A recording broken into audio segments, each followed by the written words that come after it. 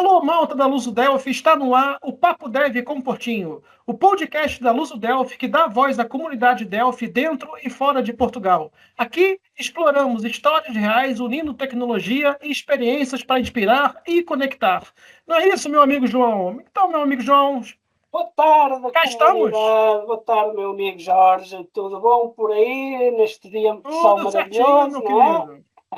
Tudo, querido, E, tudo e certinho. como o Olha, vamos Jorge se disse, apresentar aqui para quem não nos conhece. Eu sou o George da Luca, eu sou embarcadeiro MVP cá em Portugal. Meu amigo João, apresente-se, por favor. eu sou o João Ferreira, MVP também aqui em Portugal. E vamos lá então falar com mais um convidado. Desta vez é um paulista, não É é? isso aí, muito Ora, especial. E vou antes da gente apresentá-lo. começar esse papo com o nosso amigo, eu queria dizer para todo mundo que está a ver esse vídeo, para não esquecer, deixar o seu like, compartilhar esse vídeo e inscreva-se no nosso canal. É muito importante para nós, a gente tá a ver aí que o pessoal tá a curtir tá a ver os nossos vídeos, mas não deixa o seu like. Isso é muito importante para nós, para que o YouTube reconheça o nosso trabalho, possa mostrar para mais pessoas que tenham o mesmo interesse e pronto. É uma mais-valia para nós vocês deixarem aí o seu gosto, compartilhar os nossos vídeos, comentar também para a gente Exato. saber onde é que Comentar é importante. se vocês gostam. E hoje, João, vou pedir também para quem estiver a ver esse vídeo, para deixar aí qual é a cidade e o país que estão a ver esse vídeo, que é Exatamente. muito importante também de saber a comunidade que fala português, né? Até onde vai? Podcast, pois é, esse podcast é voltado para a comunidade Delphi de desenvolvedores que falam principalmente português. Eu sei que temos outros aqui que são em inglês, como o Ian Barker, o Marco Cantu, que saiu recentemente também. Então, deixa aí a cidade e o país que vocês estão a ver esse vídeo. Mas, sem muitas delongas, João, quero apresentar aqui muito rapidamente o nosso amigo, um amigo meu que já conheço aí há longa data. Ele também é embarcadeiro MVP lá no Brasil, ele é paulista. Atualmente está em Sorocaba, também em São Paulo, tem aí 25 anos ou mais de experiência em tecnologia e atualmente ele atua como empresário e mentor de outros empresários de software. Né? Ele vai contar aí com mais detalhes o que quer dizer isso. E é ele, o nosso amigo, meu amigo Kelver Merlotti. Vamos lá, Kelver Merlotti, adentre-se ao nosso palco. Muito obrigado. Olá, Boa tarde. Muito tudo obrigado aí por ter bem? aceito o nosso convite. É um prazer tê-lo aqui. Ô, João, tem uma piadinha entre nós, os MVPs, antes de você falar, ô Kelvin, que é assim: os programadores Delphi, quando têm dúvidas, perguntam aos MVPs. E os MVPs, quando têm dúvidas, perguntam ao Kelvin. Você sabia dessa, Exatamente. João? Não. Olha, vai. O senhor Pronto. de todas as respostas. Meu amigo Ok. Kelvin, muito obrigado por você estar cá. É um prazer tê-lo aqui. Meu amigo, apresente-se aí para o pessoal. Quem é o Kelvin? Olá, meus amigos. Bom dia, boa tarde ou boa noite, né? Dependendo do horário que o pessoal está assistindo esse vídeo aqui com a gente. É uma honra estar aqui com vocês, um prazer imenso. Eu gosto muito, sempre fui muito envolvido com a comunidade Delphi e para mim é um prazer imenso fazer esse tipo de trabalho aqui. Então eu agradeço e inclusive parabenizo vocês pelo trabalho que vocês vêm fazendo aí com o PDP. Obrigado. Acho que está um trabalho incrível. E vamos lá, vamos bater um papo hoje aqui para contar umas histórias e, quem sabe, incentivar mais pessoas aí a se juntar a nós, né? É isso aí. Mas diga-me lá, ô Kelvin, diga aí a sua apresentação, o que você tem feito, sua formação, quanto tempo de experiência e etc. Para o pessoal poder conhecer mais o Kelvin Merlotti. Quem é o Kelvin Merlotti? Boa, boa, vamos lá. Bom, os cabelos grisalhos e até a falta deles, né, me entregam um pouco o tempo de experiência. Eu já estou aí há 25 anos no mundo de desenvolvimento de sistemas. Comecei cedo ali, por volta de 12, 13 anos, ganhei meu primeiro computador e pouco tempo depois já comecei a me aventurar no mundo de programação. E ao longo da minha carreira aí, eu tive a oportunidade de passar por inúmeros tipos de negócio, tamanhos de empresa, e acumulei uma experiência muito grande e bem ampla, né? Bem diversificada.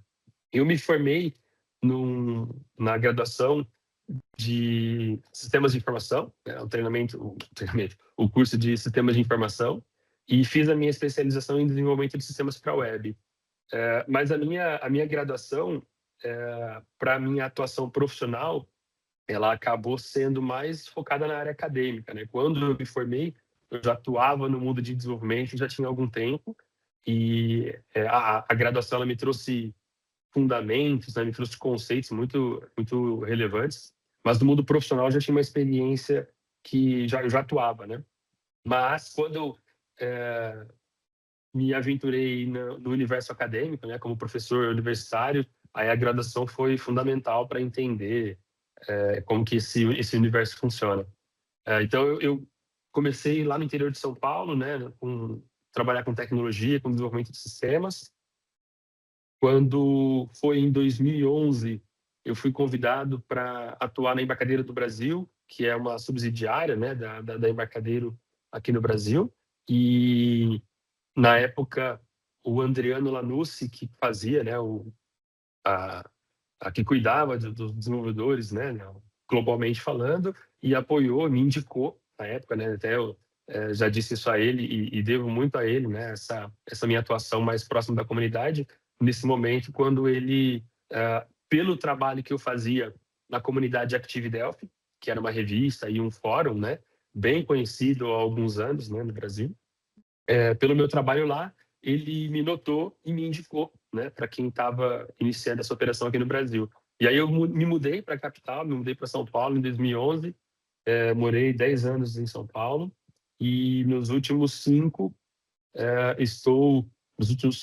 quase 5 anos, estou morando em Sorocaba, que é interior de São Paulo, mas do ladinho daqui da capital, né, a gente fica 100 quilômetros e para a gente aqui é uma distância relativamente curta.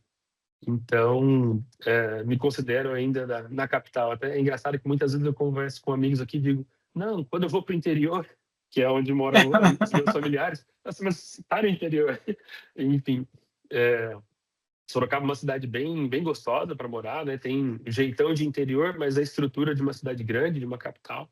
Então, tô por aqui agora e tô atuando, cara, recentemente, né? Nos últimos 4 anos, mais ou menos, com mentorias para empresários de software. Vocês devem ter notado isso, né? Não é incomum você encontrar o que eu chamo de programasários, que é o programador que virou empresário.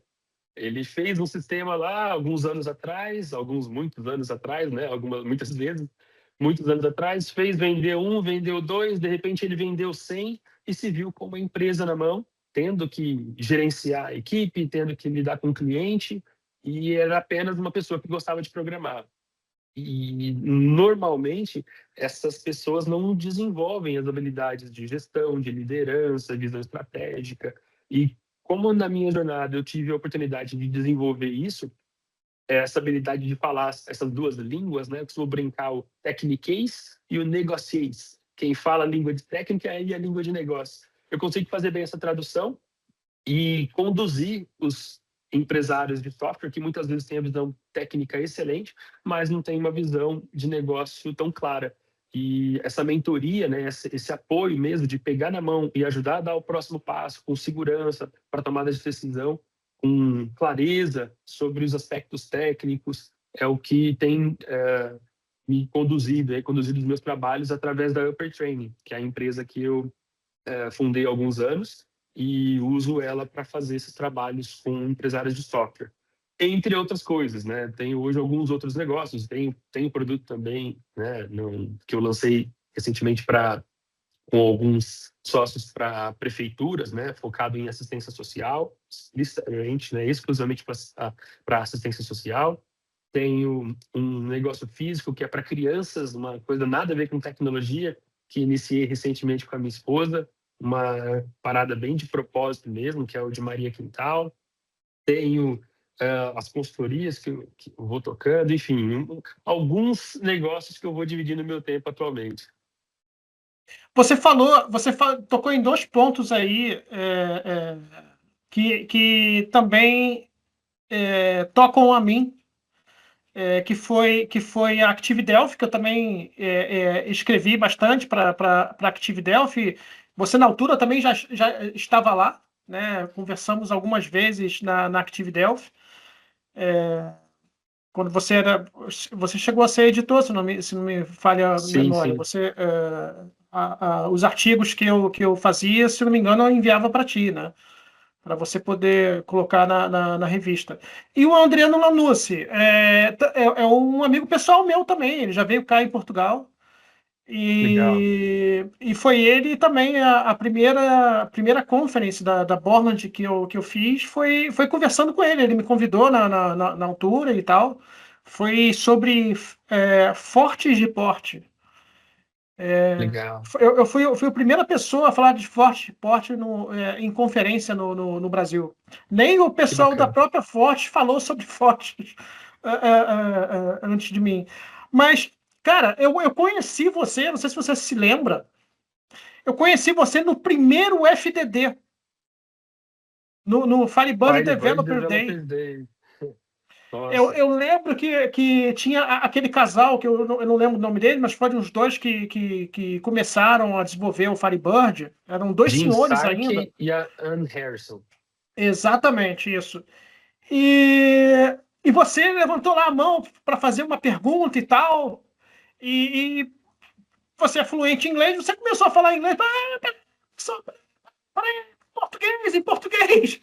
Aí você, pô, vou perguntar pro cara, vou perguntar em português, cara. Tudo bem, eu perguntou em português e o cara que estava lá a fazer a tradução, ele estava meio perdido. Você lembra disso? Lembra dessa... Lembro, Pois é, foi cara. lá que eu te conheci, cara. Foi lá que eu te Poxa vida. no primeiro FDD. Olha só o quanto tempo tem isso. Tem mais de 50 anos já, pelo menos. Pois é, cara. Eu Bons me lembro desse tempos. episódio. Foi interessante porque o tradutor que estava fazendo, né? Ele era um professor da faculdade onde o evento estava acontecendo. Exatamente. E ele não tinha domínio de tecnologia. Então ele começou a Dos traduzir. termos técnicos, né? Exato, a ponto dele traduzir table como mesa. Então, né, literalmente falando, selection table, select na mesa. Então, e aí, por sorte, eu não sei se você vai se lembrar, mas tinha um cara na palestra, na audiência, que era o Maurício Longo. Exatamente. Esse senhor, ele depois ele foi convidado para o segundo, que no segundo... Eu fui em todos, até vim para Portugal, eu fui em todos.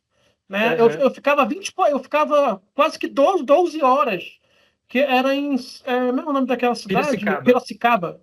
Eu ficava tipo 12 horas no autocarro, João, para chegar na cidade, cara. E um estado colado no outro, João. É tipo Porto... Guimarães. Porto Guimarães. Só que era 12 horas de carro, meu amigo. Jesus, entende? Doideira. E aí eu lembro que no ano seguinte, eu não lembrava que o nome dele era o Maurício Longo. No ano seguinte, eu acho que nos outros anos a seguir também foi ele convidado, né? O Cantu convidou ele para fazer a tradução, né? Perfeito, exatamente. Bons tempos. Ok, Albert. Olha aí uma coisa, está cientificamente comprovado que programar é um vírus, e o que eu quero saber é como é que tu apanhou esse vírus e, mais especificamente, como é que tu foi ser contagiado pela variante do Delphi. Conta para aí como é que tu se meteu nessa. Vamos lá. É interessante, eu acho que isso eu nunca comentei com ninguém. Quando eu tinha por volta exclusivo! Exclusivo. quando eu tinha por volta de uns 13 ou 14 anos, eu conheci um amigo dos meus pais que ele montava computador. Na época, era comum aqui no Brasil, existiam pessoas que iam até o Paraguai, compravam equipamentos lá e revendiam aqui. E ele fazia esse trabalho com um computador, né? Então ele montava. E aí eu, super cara de pau, né? Ou sem vergonha, não sei como que é o termo equivalente aí em Portugal, mas enfim, um dia eu falei para ele, cara, me ensina a montar isso daí, né? Eu quero aprender a montar computador também. E ele falou, olha, seguinte, eu até ensino, mas eu monto os computadores no final do dia, né? É o trabalho depois do meu trabalho. Ele era, na época, investigador de polícia. E tinha isso como um trabalho paralelo, né? E aí eu falei, beleza. E aí eu me lembro de pegar minha bicicletinha e ir até a casa dele, tipo 8, 9 da noite, e ficar lá com ele montando o computador e ele me ensinando. Ele comentou comigo numa desses encontros, né, que a gente montava o computador, ele falou, ó, eu estou estudando aqui um negócio que chama Delphi, toma aqui o CD, instala lá para você aprender, porque eu acho que isso é legal. Estou fazendo um sistema aqui lá para ajudar a gente lá na polícia e tal. E aí eu peguei esse CD, na época era o Delphi 4, instalei no meu computador, fiz lá um Hello World e aquilo, falei, beleza, entendi, tá visto. Não me chamou a atenção no primeiro momento. Passou, acho que uns 2 anos, mais ou menos, eu comecei a trabalhar numa empresa que fazia manutenção de computador, então por volta de uns 15, 16 anos ali, e um dos caras que trabalhava lá, chama Rodrigo Sten, um amigo meu hoje, um cara também que eu agradeço muito, voltou a falar desse tal de Delphi. E eu já nem lembrava mais o que era aquilo, né? Na época, adolescente, não me despertou interesse. Porém, nesse momento, foi onde eu falei, epa, peraí, que acho que eu posso dominar o mundo. deixa eu ver aqui que eu tenho alguma coisa que pode me dar poderes. E eu gostei daquilo. E, por coincidência, né, eu comecei com Delphi. Coincidência que eu digo por conta desses 2 motivos, né? Primeiro, esse amigo me indicou, que me ensinava manutenção de computador, me indicou. Naquele primeiro momento não me chamou a atenção. Algum tempo depois, um outro amigo indicou. E aí eu peguei gosto. Então, se eu disser que foi amor à primeira vista, eu estou mentindo. Foi amor à segunda vista. Mas, e aí, então, eu tinha por volta aí de 15 anos, quando eu comecei a me interessar mais, e comecei a estudar um pouco mais. Um pouco tempo depois, eu comecei a dar aula de informática nessa mesma empresa, onde eu fazia, né, a manutenção de equipamentos.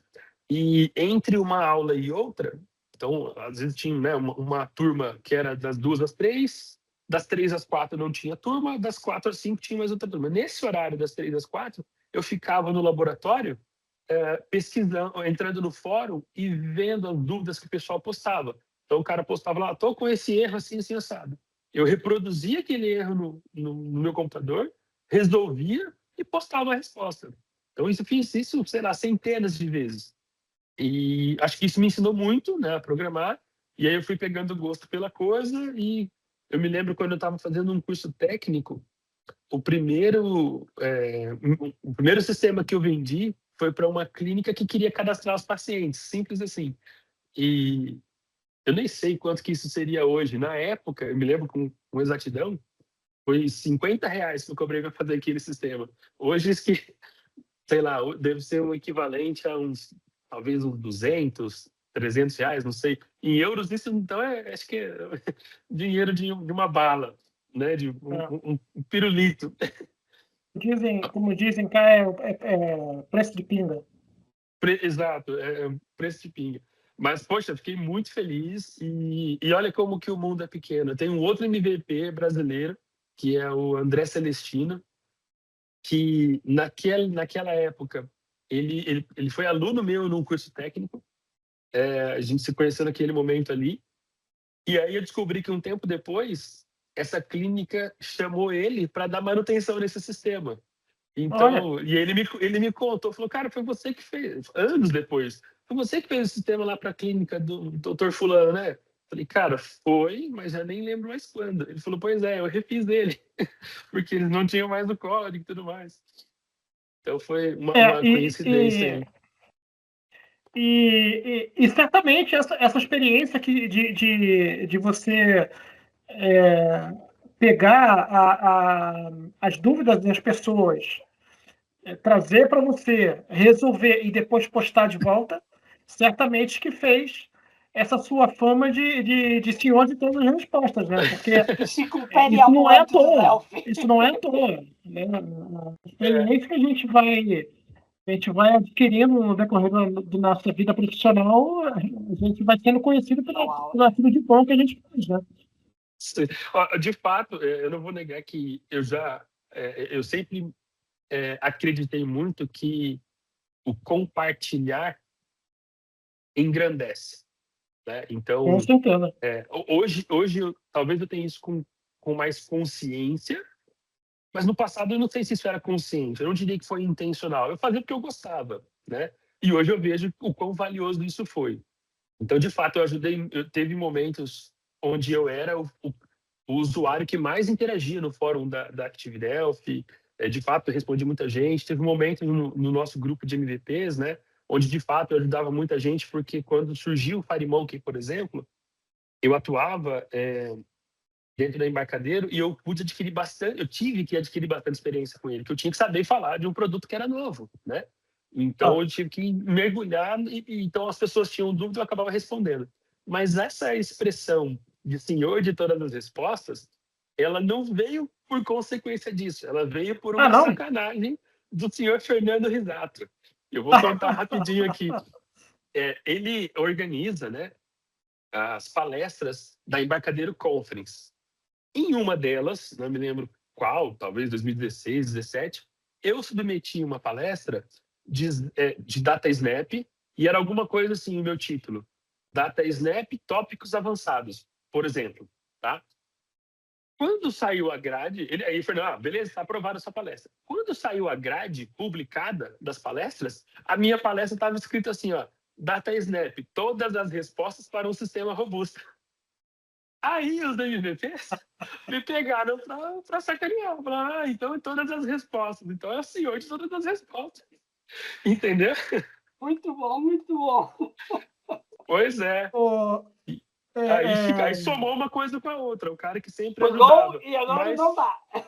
Mas o cara que se atreve a chamar a palestra de todas as respostas, pronto, virei o senhor de todas as respostas. Muito bom. Ô, Kelvin, estamos a viver aí no mundo da IA, né? Esse boom de IA que está acontecendo aí, e não só no mercado de tecnologia, mas em todos os mercados acaba sendo, né? Como é que você vê o impacto da IA no presente e no futuro também, no desenvolvimento de software? E se você utiliza alguma ferramenta IA para auxiliar aí no teu trabalho, tanto no trabalho de desenvolvimento de software, quanto em outros trabalhos que você tenha aí. Cara, sem dúvida, é um caminho sem volta. Tá? Essa é a minha opinião sobre. Eu uso intensivamente e extensivamente a IA. Eu uso bastante ela para tudo quanto é coisa. Nem que seja para avaliar algo que eu construí sem ela e me fazer ponderações ali do que pode ser melhor, do que eu posso adicionar, do que eu posso evitar. Porque ela enriquece o trabalho. E eu acho que esse é um dos pontos muito importantes a gente mencionar. A IA, ela potencializa o que você sabe. Ela potencializa a capacidade que você tem. Ela potencializa o que você já faz. Ou seja, se você não faz direito, se você não sabe o mínimo, ela vai potencializar o problema. Né? Então, empresas estão tentando, e até tem algumas pessoas tentando vender a IA como a bala de prata, né? Como a solução definitiva. E eu sou contra isso. Eu acho que a IA, ela é sim game changer, né? Como se diz, ela muda o jogo, ela é uma virada de chave, mas ela apenas isso vai exponenciar aquilo que você faz atualmente. Óbvio que você pode aprender, pode melhorar, e com a própria IA, inclusive, e aí usar ela a esse favor. Mas eu vejo muitas empresas atualmente focando em automatizar muitas coisas, né? Não, vamos automatizar, vamos usar IA. Mas o processo dela é caótico. Ou seja, eu estou automatizando o caos, né? Então, isso para mim hoje é o principal perigo. Tem influencers e autoridades se vendendo como especialistas no assunto e prometendo saídas milagrosas do tipo, monte a sua squad de IA, de agentes de IA, e não precisa mais programar, você só vai aprovando o que ele está te sugerindo, e esse tipo de comportamento vai causar um problema grave. O pior que eu vejo é que diferente de quando você está programando e você erra, e você vê na hora que você apertou F9 ali e não compilou, o erro que a IA está cometendo, ele é semântico, ele é conceitual, e você só vai perceber ele quando o negócio está em produção. Então, não é um erro que você pega no início. Só que aí, se já está em produção, você já tem provavelmente uma dependência daquilo, né? E aí a IA muitas vezes hoje ela não consegue se corrigir. Eu acredito que num futuro não muito distante, a IA vai estar num nível de maturidade, sim, de ter muita autonomia, de a gente chegar nesse ponto de poder confiar no que ela está fazendo 100%. Hoje eu acho que isso não acontece, tá?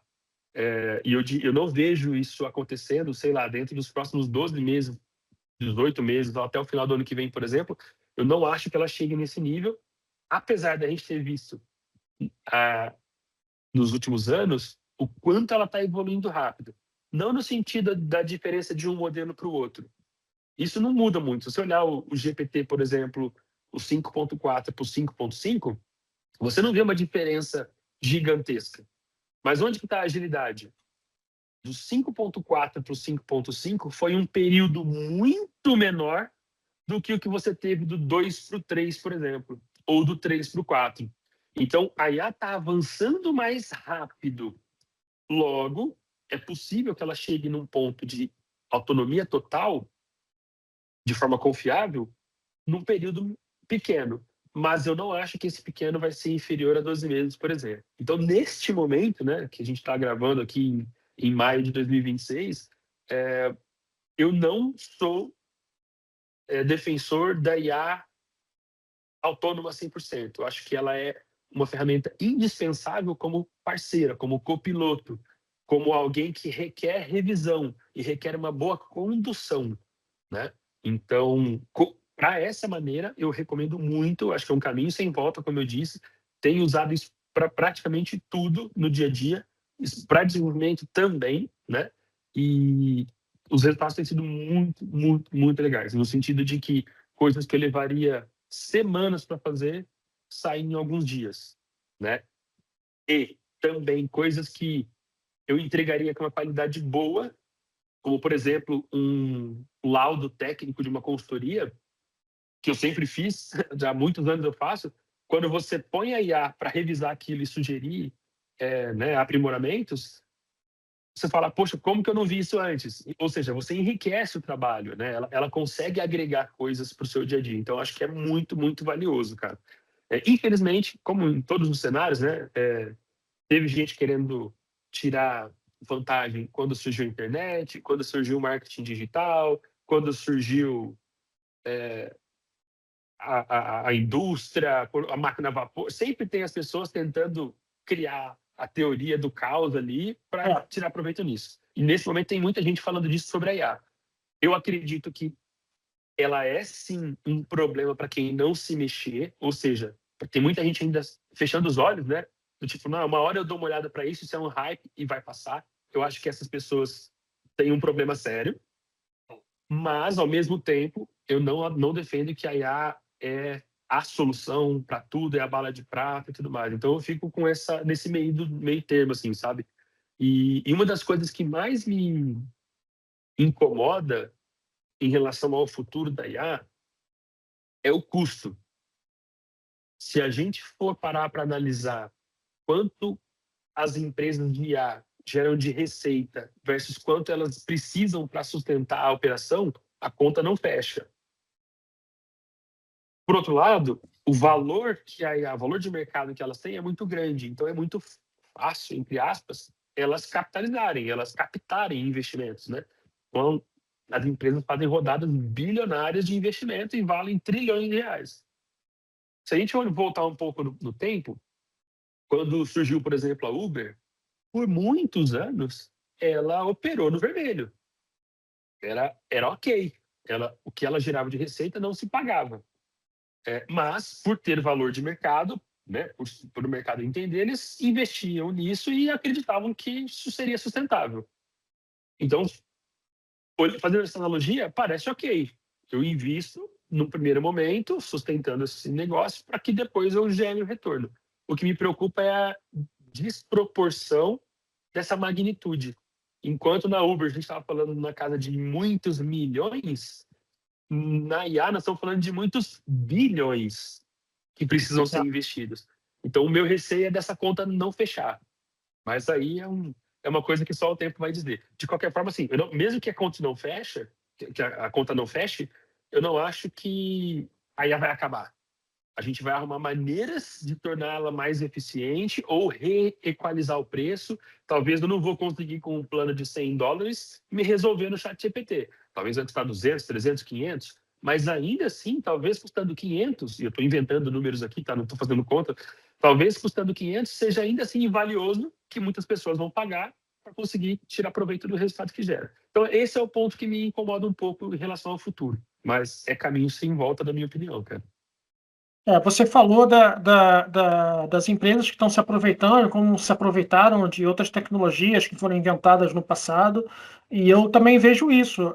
Às vezes, empresas estão a colocar exemplos de serviços básicos, tipo, aprenda a conduzir com o IA. Gente, como é que a pessoa vai aprender a conduzir um carro com o IA? Não é possível. Entende? Sim. Aprenda a jogar bola com o IA. Gente, faz me dou um exemplo bem estúpido. Próximo Ronaldo Cristiano, feito pela IA. Sabe? Não faz sentido. Então, quem vai consumir esse tipo de serviço, os serviços, né, como um todo, é importante a pessoa perceber se aquilo, o cara não está indo no hype da IA ou se é aquilo mesmo, né? Porque tem muita coisa aí que eles estão englobando a IA sem necessidade nenhuma. Perfeito. E aí, só para completar, Jorge, rapidamente, tem um segundo problema que isso gera, que é assim, alguém que está interessado na IA, né? Pensa lá no empresário de software, que ele fala, puxa, eu acho que eu realmente tenho que dar uma atenção a isso. Aí ele vai começar a pesquisar. Ele acha tanta informação, tantas promessas, que isso gera uma barreira nele.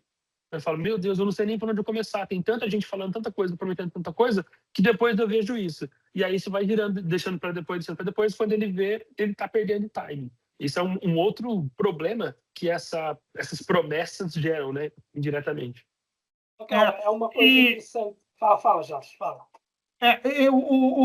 Você também tocou em outro ponto, que são as pessoas que estão a criar uma barreira do tipo, a IA não vai para frente. Eu lembro disso na época. Eu não sei se o Kelvin programou em DOS, eu programei em DOS, em Clipper e tudo mais, mas se calhar assim. Não chegou a programar em DOS, então, você? Eu programei em DOS, o João também.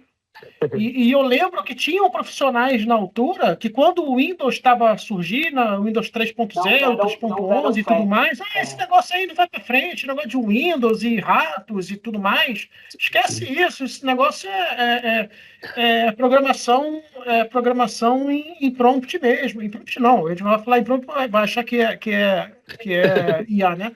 Programação em tela preta, e não, a tecnologia ela vai avançar, né? E até o Windows forçou a tecnologia a avançar para dar a resposta. Exatamente, tanto que surgiu Delphi, nós estamos aí, Delphi, Visual Basic e tudo mais. E um outro ponto que você tocou agora, e que as pessoas não estão a se tocar, Mas nós conversamos, João, com o Marco Cantu há pouco tempo, e ele falou justamente do custo da IA. Começa baixo, mas à medida que a base de clientes ficar fixa, eles vão gradativamente aumentar o preço para recuperar todo o investimento. Exatamente, porque se a gente parar para pensar o quanto que eles estão a investir e o quanto que eles cobram, a conta não bate. Perfeito. Né? Eles estão apostando e estão tendo prejuízo nesse momento. Né? É isso. Então, eu não quero levar em consideração que eu sei que às vezes, 100 euros, por exemplo, no Brasil acaba sendo R$600, que é dinheiro ainda no Brasil, né? Mas 100 euros na Europa de novo, esse preço de pinga. Entende? Sim. Então, será que os 100 euros vão continuar custando daqui a algum tempo, né, para você poder utilizar uma ferramenta de IA? Eu não acredito. Então, o ideal são as pessoas se conscientizarem disso. Vamos mandar todo mundo embora, bota tudo como IA, porque sai muito mais barato. Será que sai? E é interessante essa tua fala, Jorge, porque é precisamente a pergunta que eu ia colocar ao Kelba. Kelba, há muito aquela frase que eu ouço: a IA vai acabar com os programadores. Tu acreditas nisto? Eu não digo que ela vai acabar com os programadores, mas ela vai tirar do jogo aqueles que não souberem usar IA e que não tiverem conhecimentos fundamentais.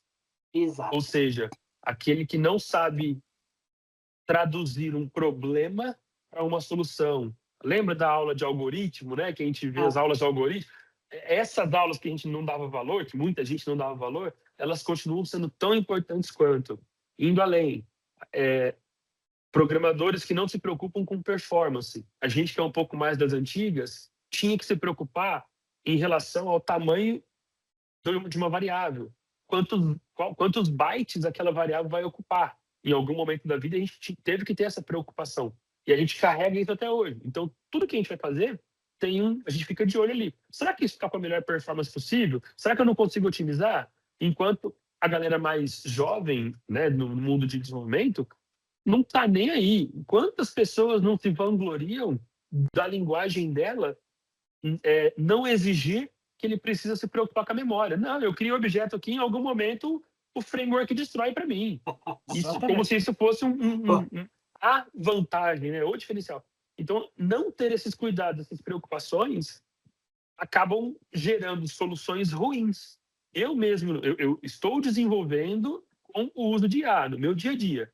Muitas vezes eu questiono e peço para a IA refazer coisas, porque com o meu conhecimento eu percebo que aquilo não está eficiente, que aquilo não está performático. Então, os programadores que não tiverem essa capacidade de avaliar o que está sendo feito, de ter uma visão de arquitetura de sistemas, preocupações com a estrutura da coisa, né? Com a estrutura técnica, com a performance, com a segurança. Isso é outra coisa que é muito comum um programador negligenciar, né? A gente não olha para isso muitas vezes. E se eu não sei na experiência de vocês, mas a maior parte dos programadores que eu já tive contato não é proativa. O programador, ele gosta de ter essa sensação de poder que eu brinquei, que eu descobri quando aprendi o Delphi, só que ele gosta de manter isso dentro de uma caixinha. Então, se ele precisar aumentar o tamanho da caixinha dele, ou melhor, sair da zona de conforto dele, ele já começa, não, esse não é o padrão que a gente usa aqui, vamos fazer, aqui a gente faz assim, isso não funciona. Muitos programadores são assim, não são todos, obviamente, né? Existem as exceções, mas a maioria, do meu ponto de vista, acaba preferindo fazer do jeito que já sabe a se arriscar a aprender uma coisa nova. Então, essas pessoas, no meu ponto de vista, a IA vai tirar de campo. Porque um cara que tem essa consciência, que tem esse conhecimento, esse senso crítico, vai fazer o trabalho de 4 ou 5 desses que não tem. Entendeu? Então, eu não acho que ela vai eliminar completamente, pelo menos no médio prazo, tá? A longo prazo, olha, João, eu confesso que eu tenho receio disso acontecer de verdade, tá? Mas vai fazer uma seleção, entre o que é bom e entre o ruim, o médio e o bom, não é? Ou seja, quem for bom adapta-se e segue em frente com a IA, quem não for bom ficou para trás, morreu de vez. Também concordo. Hoje eu vejo muitas pessoas falando, não, o programador vai morrer, e porque as empresas vão construir o seu próprio software. Esse dia eu estava falando com um amigo, que é parceiro meu, a gente está prestes, inclusive, a lançar um treinamento juntos nesse universo de IA na construção de produtos digitais, que é o Fernandes. E conversando com ele, eu fiz a seguinte analogia. Muitos anos atrás, surgiu um ERP, não é nem um ERP, ele é um conjunto de soluções totalmente open source. Chama-se Odoo. O-D-O-O, não sei se vocês conhecem, já ouviram falar. Conheço. Se existe um ERP tão completo, robusto, open source, ou seja, não é nem questão de ser gratuito, ele é código aberto. Por que ainda existem SAPs, TOTOS, Oracles e grandes empresas de software? Por que elas não acabaram se existe a opção de graça? Porque as empresas querem ter um CNPJ ou um CPF ou um documento fiscal para bater quando não funcionar. Para quem eu ligo a hora que travar? Vou ligar lá para o Sam Altman da OpenAI? Entende? Então, assim, inclusive está nos termos de uso lá, que a IA não se responsabiliza pelo que ela gera. Por este motivo, tão simples quanto existem soluções gratuitas de sistemas e existem empresas vendendo sistemas até hoje, é que eu acredito que não vai ser esse caos, esse terror, né, psicológico que muitos estão vendendo por aí. Mas, óbvio, aquela software house que tem um sisteminha e não evolui nada, e não integra as coisas, não escuta o cliente, não atende bem, esses estão correndo um sério risco. Mas quem faz um trabalho bem feito, tem um sistema robusto, escuta o cliente, atende direito, esse cara não tem que se preocupar. Ele tem que se preocupar em relação a ser mais produtivo. Porque outra software house que adotar a IA vai tirar os clientes dele. Mas ele não vai deixar de existir pelo simples fato da IA existir. Esse Odoo existe aqui em Portugal também e faz muita propaganda em tabloides, outdoors e tudo. Tem esse Odoo aqui. Mas você estava falando da performance com o IA. Na verdade, o código que a IA produz, né? Se a gente não tiver uma experiência prévia, não acreditar que, de fato, a resposta que a IA está a nos dar é a melhor delas, né? A gente está lascado. Eu, por exemplo, eu tinha um código, meti na IA para ela, olha, de vez em quando eu faço isso, pego lá um trecho do meu código, olha, melhora esse meu código aqui. Aí ela vai, pega o código, melhora, só que eu tô ali, o que ela está fazendo? Eu não vou deixar... A palavra final é minha, não é dela. Menos eu penso assim. E aí ela colocou o código como se fosse o código final. Gente, esse negócio aí não... O código estava certo. Esse negócio não é performático, não. Bateu justamente com o que você disse. Aí fui testar. Aí eu testei com o computador aqui, funcionou, beleza. Aí foi um cliente, mas apostando que aquilo estava... Coloquei naquele nosso cliente, que a gente sempre tem um cliente para fazer os testes, né? Eu coloquei lá, eu coloquei tal coisa assim, vem para mim se vai funcionar bem e tal. 2 dias depois, esse aqui tá uma carroça, cara, o que tu fez? Eu logo vi. Porque ele estava num ambiente já corporativo, uma coisa assim, não estava, não. Aí eu fui, peguei aquilo lá, alterei de novo, botei alterei, não peguei o código inicial, misturei, aí me deu mais um salzinho lá, um tempero para melhorar, botei no meu cliente, olha, estabilizou, tá tudo. E pegando um pouco também o que o João falou, né, disso só vão ficar os bons, né? Eu não lembro com quem a gente conversou, João. Acho que foi com, não sei se foi o Fernando ou se foi o Tércios, e falou: se o profissional for medíocre, o resultado vai ser medíocre, né? Se o profissional for bom, o resultado vai ser bom. Está no meio, se é IA, ou seja lá o que for, né? Se quem está a mentorar aquele trabalho for bom, vai ter um resultado bom, se for medíocre, vai ter um resultado medíocre, simples assim, né? Perfeito, cara. Como a gente falou mais cedo, né? A IA, ela vai amplificar o que você já tem, ou já é, ou já faz. Se você faz mal, ela vai amplificar o mal. Então, é a síntese disso daí. Se o cara é mediano, a IA vai ser mediana junto com ele. Não tem muito o que fazer. É. João, é contigo. Tá melhor o som, João? Tá melhor. Não, acho que a pergunta era tua, mas eu faço.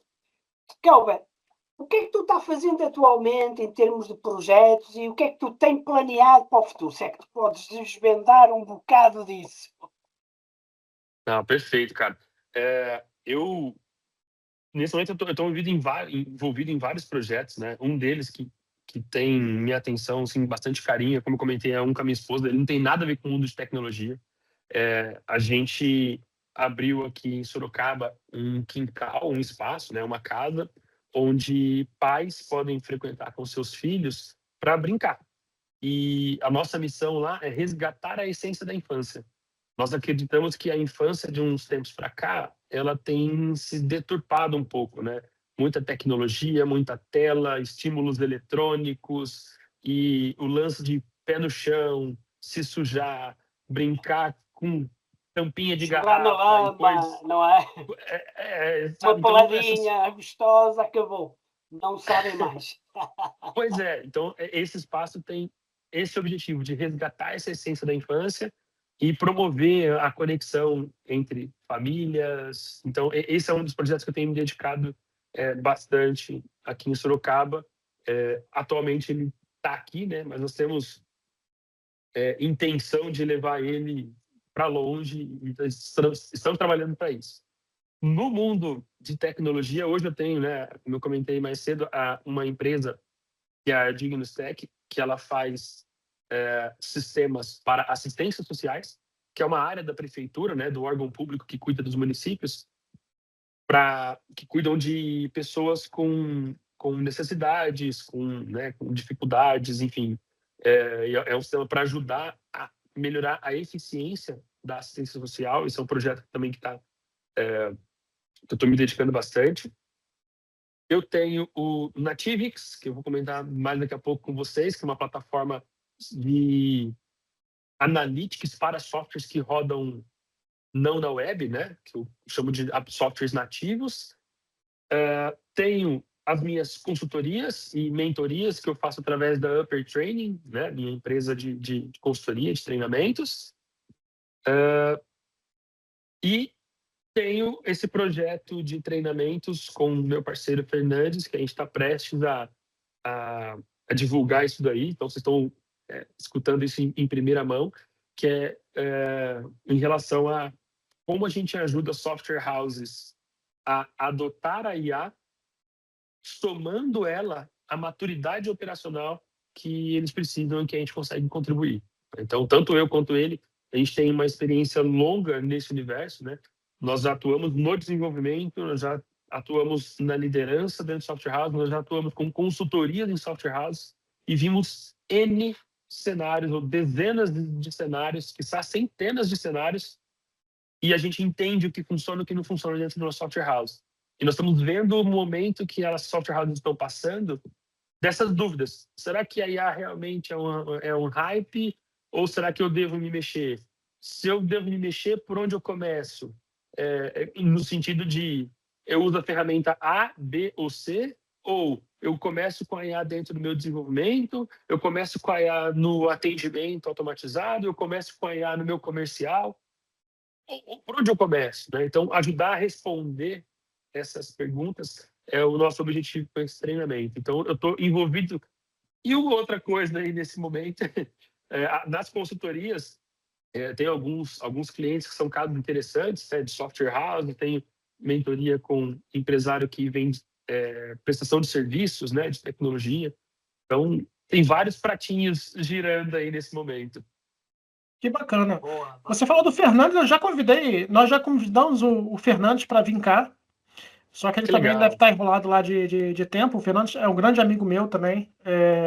Eu reencontrei o Fernandes na pandemia, numa formação gratuita que ele fazia para parte de gestão e de projetos e tal. Quando eu Perfeito. tive a primeira aula com ele, eu falei, nossa, eu conheço esse cara de algum lugar.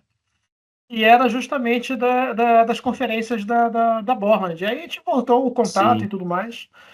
E você falou desse trabalho que você tá fazendo com as crianças, que eu não sei exatamente o que é, mas das crianças de saírem um pouco das telas, acredito eu, para brincarem um pouco mais juntas e tudo mais.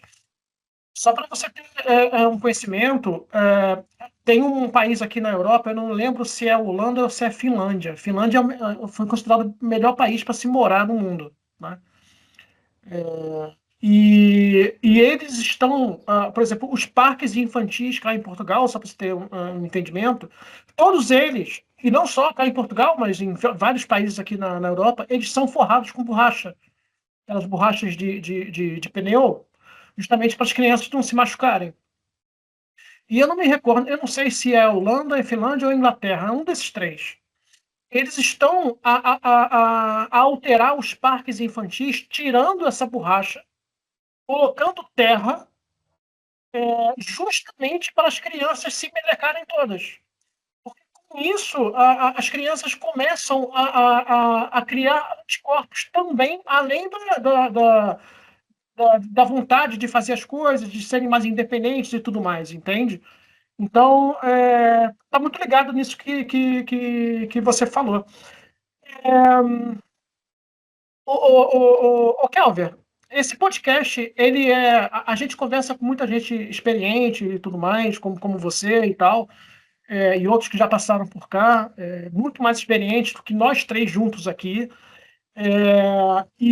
Só que ele também é voltado para as pessoas que estão a começar, né? É muito importante as pessoas que estão a começar na área terem, absorverem esse papo que a gente faz aqui, esse conhecimento que a gente procura transmitir para todos, né?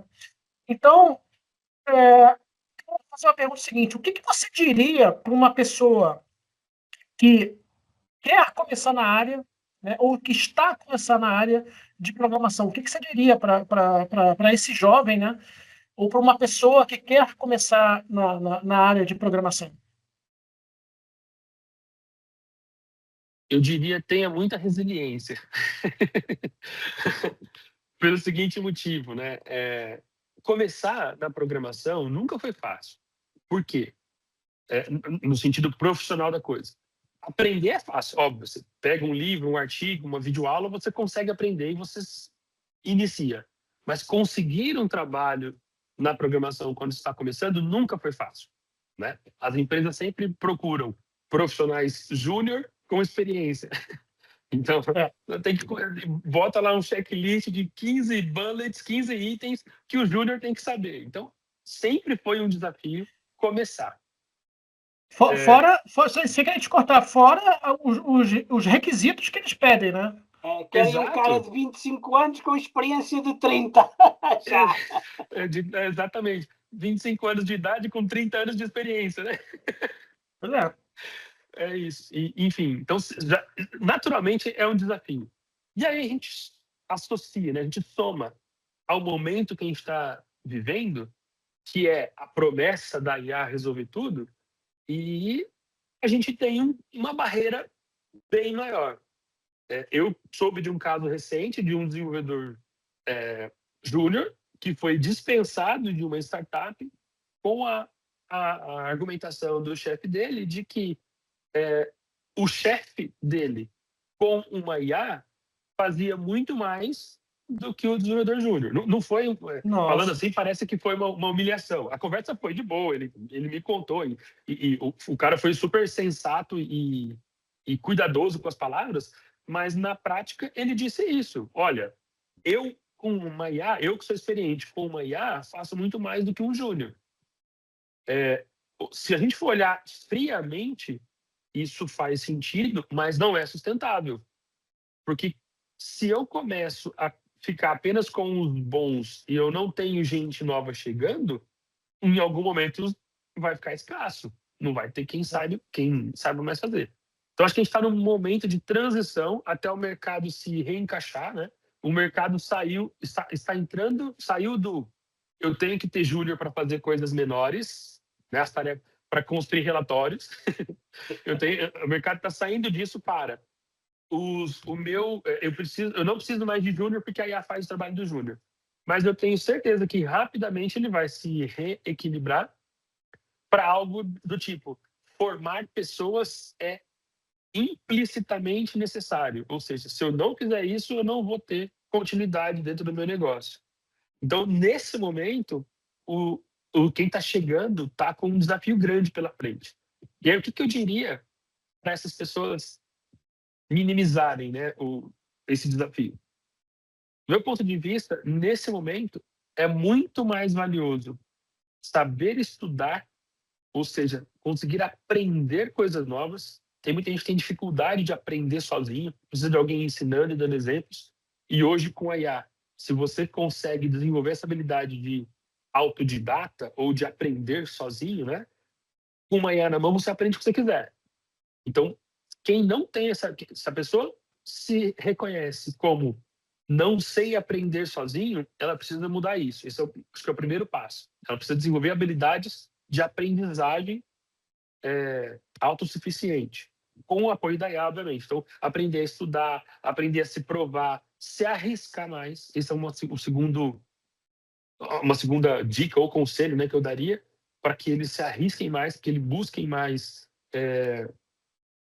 enfim, não ter a vergonha, né, arriscar mesmo. Acho que isso é um ponto importante. E um terceiro ponto é buscar mais conhecimentos que são os fundamentos, que são a base da coisa, que dão uma visão mais sólida, né? É como se eu fosse estudar o alicerce. A gente acaba muitas vezes, vou construir uma casa, eu me preocupo com as paredes, me preocupo com a decoração, eu me preocupo com o visual dela. E eu não olho muito para o alicerce, para aquilo que está ali. Então, estudar coisas que sejam fundamentais, né? Um tempo atrás eu estava conversando com um amigo e fui nessa linha. Fala, muita gente não tem a menor ideia do que é um processador, como que o computador, você digita uma coisa e ele sai do outro lado. Então, o que é a diferença entre qual é a funcionalidade real de uma memória RAM? Por que eu tenho um computador que tem 1 tera de memória RAM e tem 16 GB só de memória RAM? Por que eu não posso ter 1 tera de RAM? Onde a RAM é usada? Enfim, sabe, fazer esses questionamentos, né, de entender mais a tecnologia ali, né, da informação, computação e tudo mais. Então, eu iria por esses 3 caminhos. Se arriscar, estudar mais, aprender a estudar para conseguir se desenvolver e ter atenção aos fundamentos. Junto nessa de fundamentos, eu puxaria um outro assunto que é um outro contexto, que é estudar, não, além de fundamentos, como que eu posso dizer isso? Diversidades. Então, não focar apenas na tecnologia. Porque muitas vezes, um conceito, sei lá, da biologia, pode ser útil para mim quando eu for resolver um problema na tecnologia. Com certeza. Então, tem uma expressão, né, que eu não vou lembrar a origem, quem disse pela primeira vez, mas eu já ouvi em algum momento que a inovação não é criar algo novo, é criar algo que já funciona num contexto em outro. Então, quando eu pego algo que funciona num contexto e trago para um outro, nada a ver, totalmente diferente, e faço funcionar ali, eu estou inovando. Né? Então, eu acho que ter essa amplitude de conhecimento vai ajudar muito nessa era de IA. Porque hoje, né, cara, se você sabe ler e escrever bem, né, no sentido de interpretar textos e saber se expressar, e você tem uma ferramenta boa na mão, como uma inteligência artificial, você consegue avançar muito, mesmo que você não tenha conhecimentos. E aí o que está acontecendo é que eu tenho gente muito boa tecnicamente, um cara que sabe programar com 0 e 1, né? Ele programa em linguagem binária se for preciso, só que se bota para conversar com uma pessoa, o cara trava. Ele não consegue extrair de um cliente a necessidade que ele tem. ele não consegue gerar no cliente uma percepção de valor, para o cliente falar, poxa, entendi, isso vale o que você está me cobrando. Então, esses conhecimentos que não são ensinados na escola, que muitas vezes a gente apanha muito para aprender, né? Acho que quem buscar esses conhecimentos diversos em relação a vendas, em relação à comunicação, em relação a marketing, em relação a ser humano, né? Quais são como que o ser humano pensa, como que ele decide, como que o cérebro funciona, e conseguir estudar tudo isso para usar ao desenvolver com o IA, esses caras que estão chegando agora vão ter condição de se destacar um pouco mais, porque de fato o desafio é grande. Kelber, é muito legal este papo. Já estamos quase batendo aí 1 hora de conversa, mas há uma coisa que tu disse eu gostava de reforçar. Hoje em dia, o programador, o desenvolvedor, o arquiteto de software foca-se apenas no código e esquece muito o lado mais comercial da questão, o lado do cliente. Como eu digo, se a gente não souber vender o nosso peixe, o nosso produto, o cliente não vai gostar da ideia, não vai perceber e vai ficar, digamos assim, será que eu vou arranjar isto melhor, mais barato no outro lado? É preciso também saber vender o produto. E isso muitas vezes realmente, infelizmente, nas nossas universidades, nas nossas escolas, não se fala. Fala-se da parte técnica, da parte de como é que se programa, das linguagens, mas de como é que chegamos ao cliente, apresentamos o produto e acompanhamos o ciclo de vida com o cliente, não, esqueceram-se completamente. Parece que não tem mais nada a ver com isso, mas hoje em dia está tudo de tal maneira interligado que não podemos desassociar uma coisa da outra, realmente. Perfeito. Eu tenho uma teoria, rapidinho, só para complementar isso que você falou. Nós, programadores, fazemos o que a gente faz porque a gente gosta.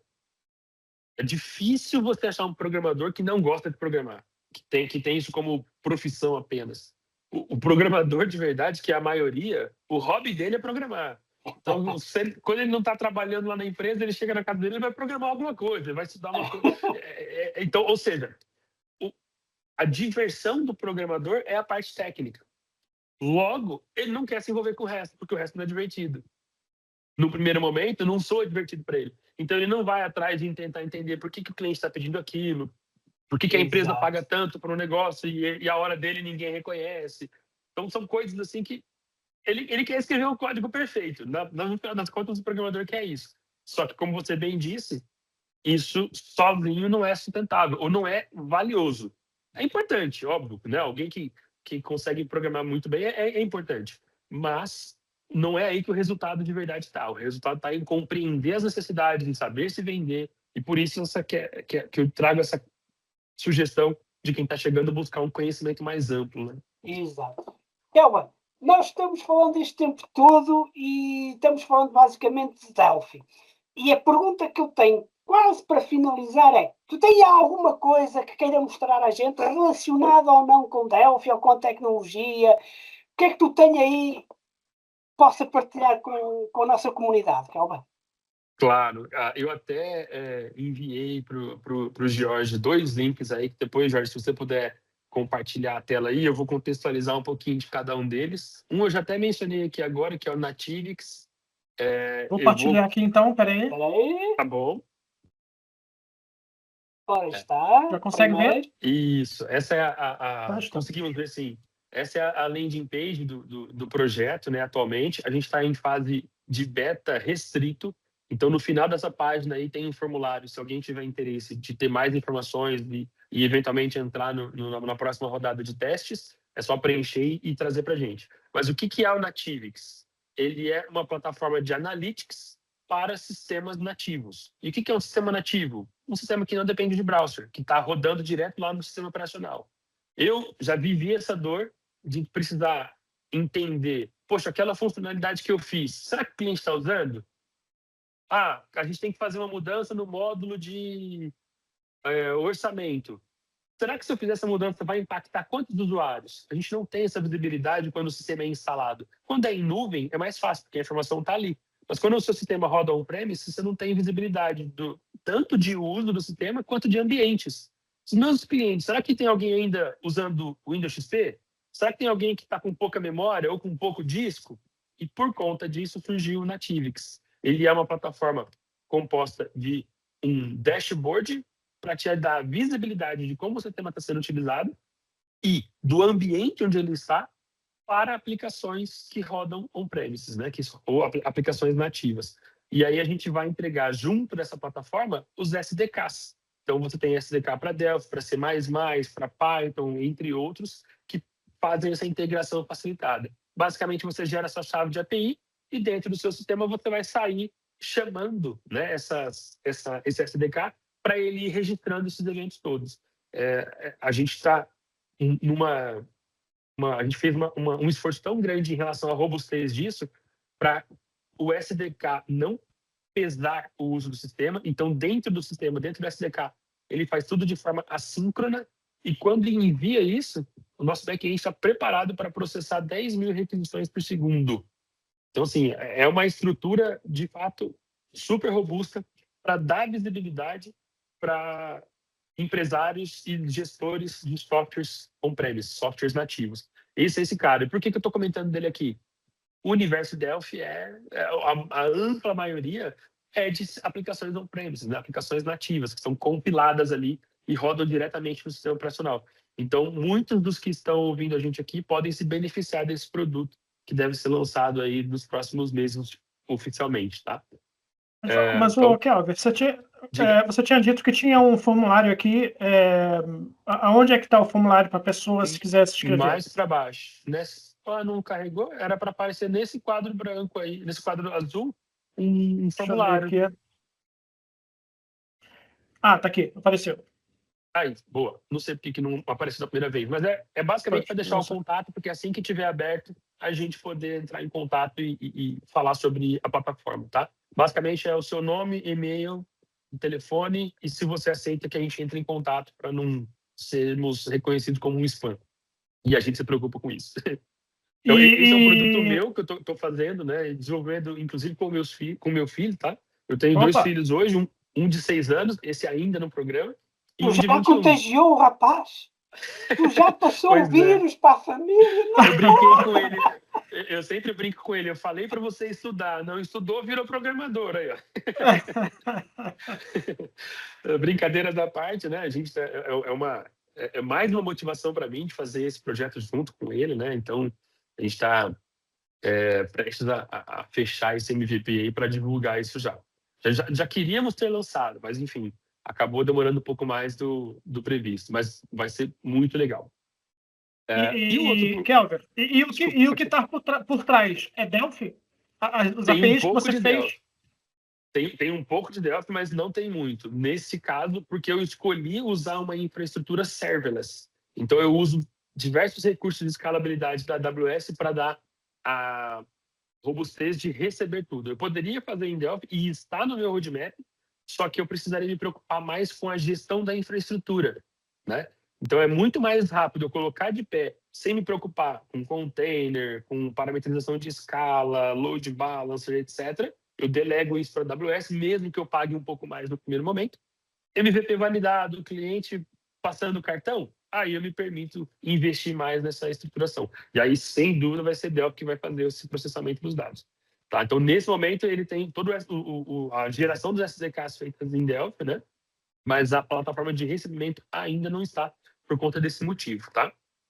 Eu vou até, João, certamente o João vai concordar. Você, quando tiver esse produto redondinho, se você quiser apresentar aqui para nós, a gente faz um bate-papo novamente, focando na apresentação desse teu produto, tá bem? Fica aqui o convite, quando você tiver isso e quiser apresentar aqui para nós, porque certamente também temos cá em Portugal produtos em Delphi, e como está na nuvem, vai servir para qualquer país que queira utilizar, né? E não só. Perfeito. E qual é o outro aqui? O outro é o projeto ACBR. Esse não foi eu que desenvolvi, né? Obviamente, esse projeto ele é bem conhecido no Brasil e já até globalmente, Mas onde que eu me envolvo nesse caso? Eles lançaram recentemente, né, agora em maio, o ACBR API. Para quem não conhece, a CBR é uma suíte de componentes, tá? um conjunto de componentes para automação comercial. Então, o A e o C é de automação comercial Brasil. Na época, né, esses dias, aí não faz muito tempo, mas existiam, por exemplo, impressoras fiscais aqui no Brasil, que eram uma impressora específica que você precisava utilizar para imprimir o recibo ali, né, ou a nota, quando o cliente comprava. Então, desde essa época, o ACBR já tinha componentes para ajudar na implementação de automação comercial. Há alguns anos, o governo lançou a nota fiscal eletrônica, que é um programa nacional para concentrar as emissões de nota fiscal. Tudo passa pelo governo brasileiro. E o ACBR gerou lá atrás, né, os componentes para facilitar isso. Então, você instala o componente na sua linguagem de programação e usa ali. E nesse momento, eles lançaram uma API. Então, ao invés de você ter toda a regra dentro do seu sistema, você pode delegar isso para a infraestrutura do ACBR. E eu fui convidado para fazer uma consultoria junto com a ACBR em relação à arquitetura, melhores práticas, escala, segurança, observabilidade, enfim, trazer uma robustez para a API que eles estavam prestes a lançar. Então, essa API ela é 100% feita em Delphi, então é um projeto muito bacana que é atípico no mundo Delphi, né? Normalmente a gente olha o Delphi para construção de ERP e não como construção de SaaS robustos que suportam milhares e milhares de requisições simultâneas, com segurança, com escalabilidade. Então, eu achei legal trazer esse case aí para o pessoal conhecer um pouco mais do poder do Delphi, que é um case super, super quente, né? Super recente. O pessoal acabou de lançar o projeto a CBR API. E é esse aqui, API Reference, é isso? Seria isso? E aí você vai ter a documentação, né? Você pode consultar. Imagina assim, ó, hoje... Mas dessa API que você está se referindo. Isso. Ah, posso entrar assim, aqui? Ó, pode, claro. O projeto tá no pé, tá de pé. Então, estão vendendo e já tem gente usando. Então, imagina assim, ó, o cliente tem que emitir uma nota. E aí existe todo um conjunto de regras em relação a construir o XML, assinar o XML. Quando a gente está falando de nota que é de prestação de serviço, são regras por município. Então, cada cidade tem suas regras. O ACBR API abstrai isso para você. Você manda um JSON lá para ele, de forma resumida, com os dados de quem é a nota, para quem vai a nota, o produto ou o serviço que você vendeu, o valor, e espera ele devolver a nota emitida. Então, você não precisa se preocupar com muitas regras fiscais em relação à construção técnica desses documentos, porque a API resolve isso para você. Tá? Então, é um produto que eles estão lançando agora e que tende a ser um sucesso danado. Inclusive, é num modelo de negócio diferente do que o mercado pratica. Né? Muitos, já existem, não sei se muitos, mas algumas empresas que fazem APIs para emissão de documentos fiscais cobram ou por CNPJ, ou seja, por empresas que você emite nota, ou por quantidade de documentos fiscais emitidos. E o ACBR mudou isso. Basicamente, você compra créditos. Então, você vai comprar um pacote lá de X créditos e cada emissão de documento fiscal debita um crédito. Então, você tem total controle de quanto você gasta, independente de quantas empresas você atende. Né? Então, a Software House contrata o CBR API, por exemplo, e independente se ela tem 10 ou 1.000 clientes, o valor que ela paga por mês não está ligado à quantidade de clientes, e sim à quantidade de documentos fiscais que ele emite. Um modelo bem justo, bem bacana que o pessoal lançou. E tudo feito em Delphi. Muito interessante. Muito interessante. Posso tirar aqui a partilha? Pode sim. Pode encerrar. Muito interessante mesmo. Nossa. São dois exemplos diferentes de uso de aplicação de Delphi, né, que fogem do usual, crudes e relatórios. Sim. Muito interessante mesmo. Clover, já estamos aqui há mais de uma hora desse papo bacana, né, João? Mas, infelizmente, a gente tem que finalizar. Se fosse por nós, a gente ficava aqui o dia inteiro nesse papo, mas o nosso tempo aí é escasso, o seu também, certamente. E a gente precisa finalizar. Mas antes da gente finalizar, Kelvin, nós queremos agradecer aqui a sua presença. Muito obrigado por ter aceito aí o nosso convite. E eu queria, por favor, que se você puder deixar aí uma mensagem final para os nossos subscritos, para as pessoas que estejam a ver, que estejam a conhecer também o Kelvin aqui na terrinha. Deixa aí uma mensagem final para nós, por favor. Legal, cara. Mais uma vez, assim, eu que agradeço o convite, a oportunidade.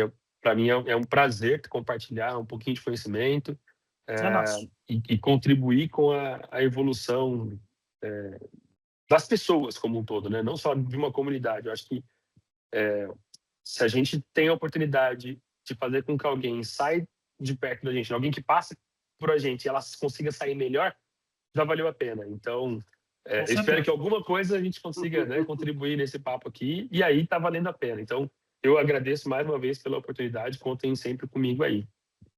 De mensagem, cara, eu acho que eu gosto sempre de pensar que o simples, bem feito, é muito valioso. Então, a gente é bombardeado constantemente com informação, com ostentação, com pseudo-especialistas falando de tudo como se fossem PhDs, né, em todos os assuntos possíveis, e isso acaba gerando na gente, muitas vezes, uma sensação de insuficiência ou de não ser bom, né, o suficiente, que na realidade a gente carrega isso desde quando é criança, né? Quem nunca lá não tem uma memória de criança tentando brincar, chamar o pai ou a mãe para brincar ali, e o pai falando, não, agora eu não posso. E aí você inconscientemente cria em você uma sensação de, poxa, eu não mereço a atenção de quem eu mais amo.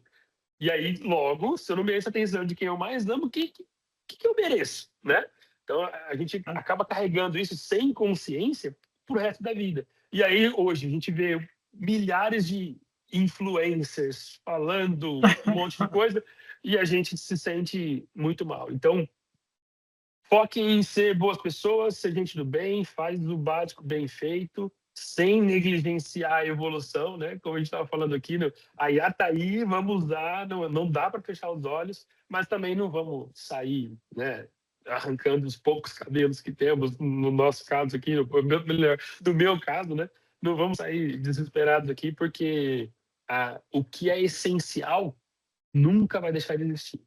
Então, é nessa linha, assim, sabe? Vamos ser do bem, vamos focar naquilo que está no nosso controle, vamos nos reconhecer, nos valorizar e vida que segue.